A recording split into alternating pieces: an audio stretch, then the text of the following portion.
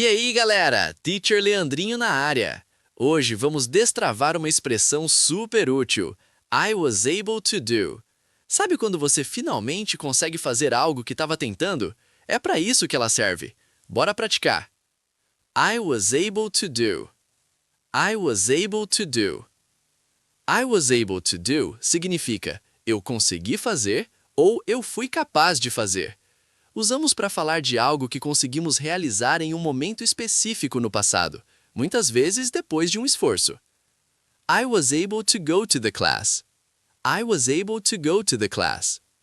I was able to borrow the book that was so good. I was able to borrow the book that was so good. I was able to attend to the new clients. Mandaram bem! Usem I was able to para contar suas conquistas. Lembrem-se, é para uma ação específica que deu certo no passado. Keep practicing and shine on!